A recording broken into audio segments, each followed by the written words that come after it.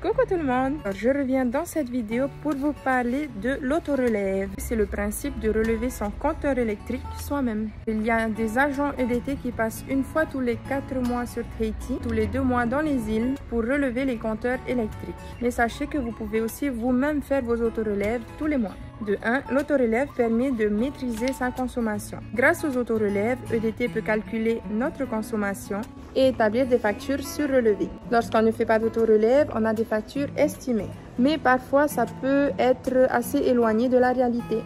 Du coup, quand il y a une facture surrelevée qui tombe, ça peut être une facture de rattrapage, donc les fameuses grosses factures.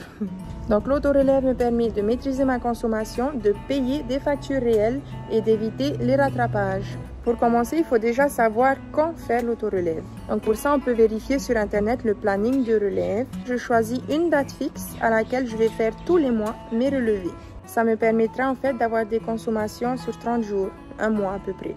Bien sûr, on fait un relevé par mois et ensuite je transmets mon relevé à EDT. 3 manières, en appelant au 444 222, c'est un serveur vocal, sinon par Messenger ou comme moi via l'espace client.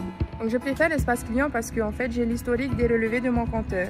Du coup, on va aller voir le compteur. Bon, pour aller voir le compteur, souvent il faut marcher un peu parce que la plupart du temps c'est au bord de la route. Parce qu'il faut que ce soit accessible aux agents EDT pour qu'ils puissent venir relever ou faire des dépannages dessus par exemple. Du coup, moi j'ai les anciens compteurs, c'est l'ancien système. Et là sur la fenêtre, normalement on voit le relevé. Du coup voilà, j'ai noté mon relevé sur un papier ou dans mon téléphone. Il me reste plus qu'à le transmettre. Bon, il y a quelques années, je ne savais pas du tout à quoi servait l'autorelève. Ça ne m'intéressait pas trop non plus, j'avoue. Mais une fois que j'ai compris, je me suis rendu compte que c'était quand même important et que c'était un service hyper utile en fait.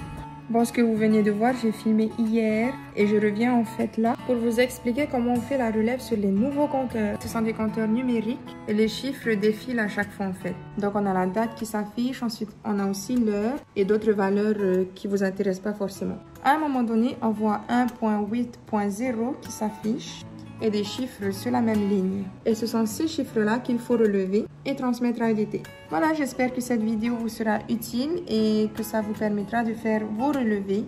Il y a plein de choses à dire dessus, mais j'ai pas beaucoup de temps. Donc si vous avez des questions, n'hésitez pas. Gros bisous!